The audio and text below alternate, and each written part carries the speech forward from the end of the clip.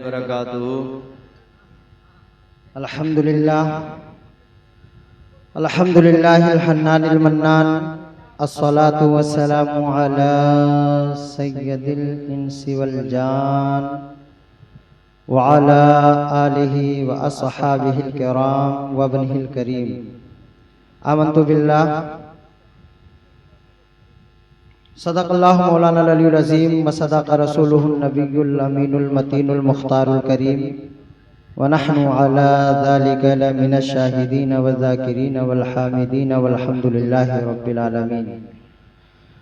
आइए हम और आप सबसे पहले गुंबदे खज़रा के जानिब लो लगाकर भीख देने वाले दाता व आका मदीने के ताजदार दोनों आलम के मालिक व मुख्तार हम गरीबों की गमगुसार डूबी नैया के खेवनहार आकाई व मौलाई जनाब अहमद मुस्तफ़ा मोहम्मद मुस्तफ़ा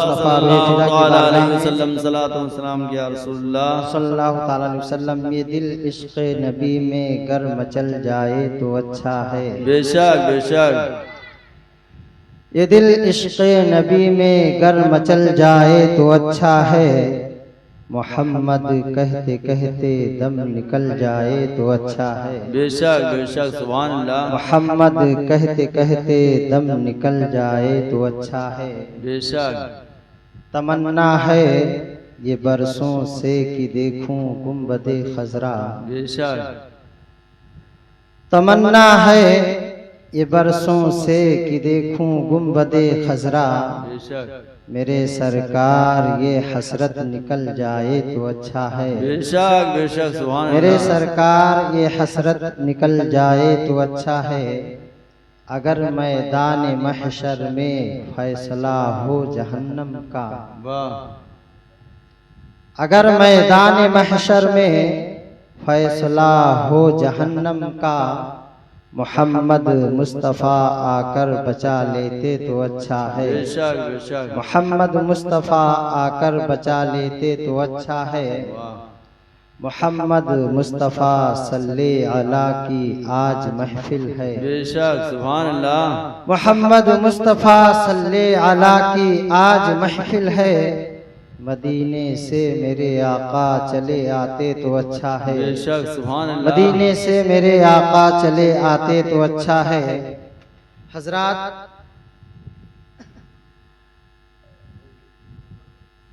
आप हजरात के सामने चंद मिनट के लिए मैं भी हाजिर आया। आप हजरात मुझे बर्दाश्त करें। उसके बाद बहुत ही बेहतरीन खिताब आप हजरात समाअत करेंगे। हजरात, अल्लाह तबारक व तआला कुरान बलीग में इरशाद फरमाता है, अला इन्ना औलिया अल्लाहि ला खौफुन अलैहिम वला हुम यहज़नून।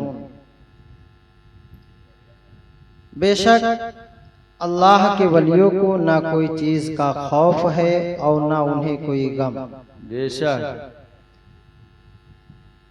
हम और आप अगर अल्लाह वालों के गुलाम बन जाएं, अल्लाह वालों की गुलामी अख्तियार कर लें, उनके नक्शे कदम पर चलकर अपनी जिंदगी को गुजारें तो हम कहीं कामयाबी नहीं तलाशेंगे, बल्कि हम उनके नक्शे कदम पर चलते चलते खुद कामयाब और कामरान हो जाएंगे। सुभान अल्लाह सुभान आज अल्लाह। हम गौसे आजम के मानने वाले कहते हैं, लेकिन गौसे आजम के हर एक फरमान पर अमल नहीं करते।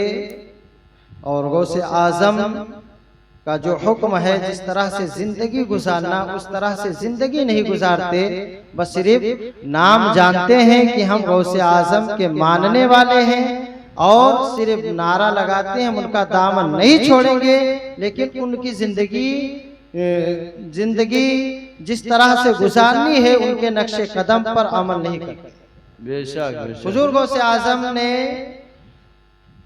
ईशा की वजू से 40 साल तक फजर की नमाज पढ़ी। हम नहीं पढ़ते हैं और कहते हैं गौस के मानने वाले हैं, नारा लगाते हैं।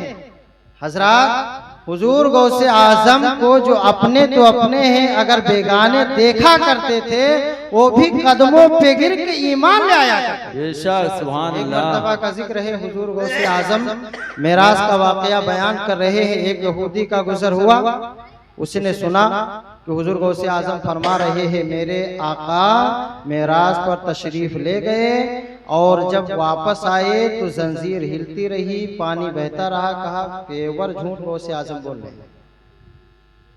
उस ईसाई ने कहा पेवर झूठ हुजूर गौसे आजम बोल रहे हैं। ये सोच कर बाजार गया और मछली खरीदी। मछली खरीदने के बाद घर गया और अपने बेगम से कहा इस मछली को पकाओ तब तक कि मैं नहा के यानी दरिया से नहा के आता हूँ। वो बेगम को मछली देके गया। जैसे ही दरिया में गया और डुबकी लगाई तो मर्द था, औरत। अब वो औरत हो गई। एक बादशाह का गुजर हुआ, वो साथ लेके गया, अक़्द निकाह भी हुआ। अल-मुख्तसर यूं कि 12 साल वो औरत बन के वो मर्द उसके साथ रही और 12 बच्चे हुए। 12 साल पर जब उसने उसी दरिया में नहाने के लिए अपने सहेलियों के साथ गई, जैसे ही डुबकी लगाई और बाहर निकला तो वो निकली तो पहले औरत थी, अब फिर मर्द बन गया।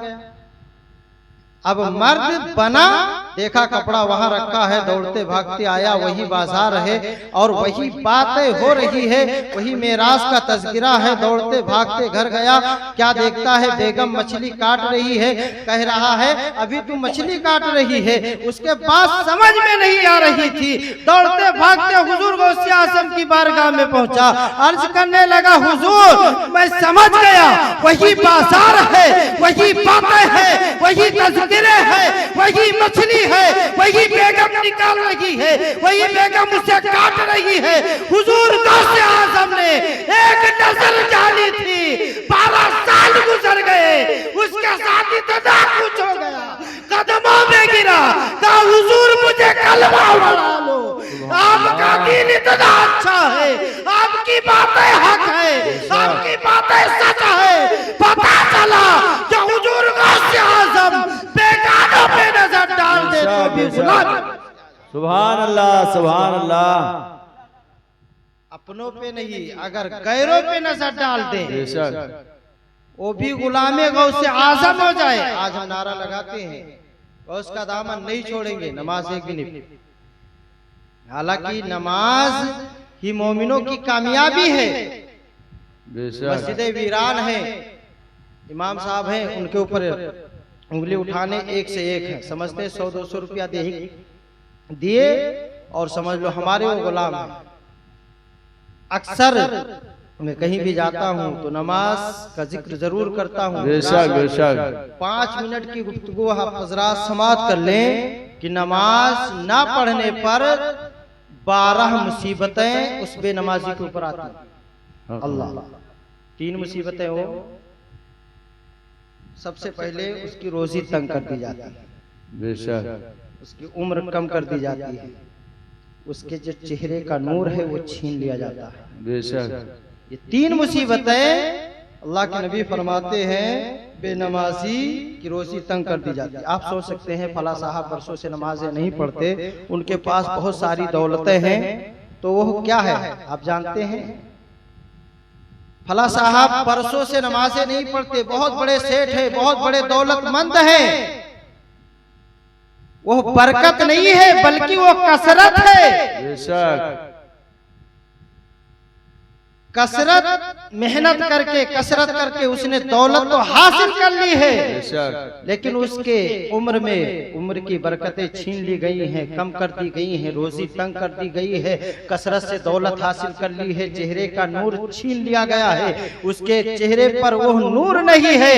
वो जितनी भी दौलत इस दुनिया की दौलत को हासिल कर ले, लेकिन वो कभी वो रोजी तंग कर दी गई है, अब वो सुकून की नींद नहीं सो सकता, उसकी उम्र तंग कर दी गई है, अब वो सुकून की नींद नहीं सो सकता, उसके चैन को छीन लिया गया है। वो कितनी भी दौलत होने के बावजूद वो खुशहाल जिंदगी नहीं गुजार सकता। हक है, हक है। 3 मुसीबतें बेनमाजी के ऊपर आई, मौत के वक्त भी 3 मुसीबतें आनी है। वो बेनमाजी भूखा मरेगा, प्यासा मरेगा, जिल्लत की मौत मरेगा, जलील होके मरेगा। आप सोच सकते हैं, आप अपने माथे की निगाहों से देखते भी हैं कि जब जागने का वक्त होता है, लोग वो मरने वाला तड़प रहा है, उसे 7 समुद्रों का पानी पिला दिया जाए, लेकिन अगर वो बेनमाजी है, उसकी प्यास बुझने वाली नहीं है। दुनिया की कोई भी चीज उसे खिला दिया जाए, लेकिन उसकी भूख कभी खत्म नहीं हो सकती है, वो जलील होकर मरेगा। आप सोच सकते हैं कि नमाज पढ़ने से हम प्यासे नहीं मरेंगे, हम भूखे नहीं मरेंगे, हम जलील नहीं मरेंगे। इसकी वजह क्या है? अरे मियां, अल्लाह तबारक व तआला ने जब अपने महबूब को बुलाया तो तौबा और कुछ ना दिया था, उम्मत मोहम्मदिया को ये नमाज ही का तौबा दिया था। ऐ महबूब, अपनी उम्मत को ले जाके दे दो, इसको अदा करते रहेंगे, हम उनको बख्शते रहेंगे, हम उन्हें गुनाहों से पाक और साफ करते रहेंगे, नमाज पढ़ेंगे, अज़ाब से हम बचाएंगे, नमाज़ें वो पढ़ेंगे, हम बलाओं से हम बचाएंगे, वो नमाज़ें पढ़ते रहेंगे, कामयाबियां हम देते। सुभान अल्लाह, सुभान अल्लाह, सुभान अल्लाह। ओहो, 3 मुसीबतें, प्यासा मरेगा, भूखा मरेगा, जिल्लत की मौत, जलील होके मरेगा। ये कब? मरते वक्त आएंगे। सुभान अल्लाह। फिर 3 मुसीबतें कब्र में। बेशक। कब्र बेनमाजी की इतनी तंग होगी कि इधर से उधर एक दूसरे में पिस्तली, एक दूसरे में प्योस्त हो जाएगी, मिल जाएगी, इस तरह से। ये पहली मुसीबत। दूसरी मुसीबत शुजाउल अक़रा, एक गंजा सांप है जो एक मर्तबा पहाड़ पर अपना जहर उगले तो पहाड़ रेजा रेजा हो जाए। अगर किसी को एक मर्तबा ढस ले, 1000 साल तक उसका जहर उसे तकलीफ देता रहे। पहली मुसीबत कब्र दबाएगी, दूसरी मुसीबत शुजाउल अक़रा, उसे ढसेगा। एक नमाज छोड़ी है तो एक मर्तबा, दूसरी छोड़ी दूसरी मर्तबा। अगर आप इसी तरह से छोड़ते रहे, दिन भर में, दिन रात में मिला के 5 नमाज़ें आपने छोड़ दी, आपको रोज वो 5 मर्तबा ढसेगा। बताओ, जो शुजाउल अक़रा एक मर्तबा ढसे, 1000 साल तक उसका जहर तकलीफ देता रहे, दिन रात मिला के 24 घंटे में वो अगर 5 मर्तबा ढसे, कितनी तकलीफें होगी। ये दूसरी मुसीबत है। तीसरी मुसीबत यह है कि उसकी कब्र को आग से भर दिया जाएगा। ऐ लोगों, थोड़ा सा वक्त निकालो, बारगाह रब में सजदा रेज़ हो जाओ और रब की बारगाह में अरीज़ा पेश करो। मौला, हम गुनाहगार हैं, तेरी बारगाह में सर झुका रहे हैं। मौला रहमान है, मौला रहीम है, तुम्हारी गुनाहों को माफ फरमा देगा, तुम अज़ाबे कहर से बच जाओ। सुभान अल्लाह, सुभान अल्लाह। कब्र में फिर 3 मुसीबतें हश्र में भी आएंगी। वो 3 मुसीबतें हश्र में, जब रब तबारक व तआला बेनमाजी से जब हिसाब किताब होगा तो उससे पहले तो वो नाराज होगा, फिर सख्ती से हिसाब लेगा। अब बताओ, अल्लाह के एक पैगंबर हैं ईसा अलैहिस्सलाम, रब उनके मानने वाले जो यहूदी हैं, ईसाई हैं, वो सब उनको और उनकी माँ को खुदा मानते थे। वो जो इल्जाम लगा है, उस इल्जाम को दूर करने के लिए रब सिर्फ अपने पैगंबर से पूछेगा, मेरे पैगंबर बताओ, क्या तुम अपनी उम्मत की, तुम और तुम्हारी माँ क्या खुदा हो? सिर्फ उस इल्जाम जो लगा है उसको दूर करने के लिए रब सिर्फ पूछेगा। वो पैगंबर कि हर रोमे से, हर बाल उगने की जगह से खून के फुहारे निकलेंगे। हालांकि वो अल्लाह के पैगंबर है, वो मासूम है, इतना खौफ होगा, हर रोमे से खून के फुहारे निकलेंगे। अब बताओ रब्बी कायनात, अगर सख्ती से हिसाब ले तो हम गुनहगार कैसे जवाब दे पाएंगे? ऐ लोगों, याद रखो, अब भी वक्त है, गुनाहों से बाज आ जाओ, मस्जिद में जाकर रब की रिज़ाई हासिल कर लो। अगर रब राज़ी हो गया, दुनिया में कामयाबी नहीं तलाशोगे, बल्कि कामयाबी तुम्हारे कदमों को चूमती नजर आएगी। नारे तकबीर। नारे तकबीर, नारे रिसाला, जश्ने गौसुल वरा, जश्ने गौसुल वरा, उलमा अहले सुन्नत। हज़रात, हम और आप कामयाब होने के लिए तरह तरह की कोशिशें करते हैं। दौलत हासिल हो जाए, इज्जत हासिल हो जाए, शोहरत हासिल हो जाए, हम कामयाब हो जाएं, लेकिन उस दर पर नहीं जाते जहां से हमें इज्जत मिलती है, जहां से हमें शोहरत मिलनी है, जहां से हमें कामयाब होना है। वो उस जगह पर क्यों नहीं जाते? दुनिया भर में भटको, मशरिक से लेकर मगरिब तक चले जाओ, शुमाल से जुनूब तक चले जाओ, भटकते रहो, कहीं कामयाबी नहीं पा सकते। रब की रज़ामंदी हासिल करने के लिए, रब को राजी करने के लिए बारगाहे रब में जाओ, सजदा रेज़ हो जाओ, गुनाहों से तौबा कर लो।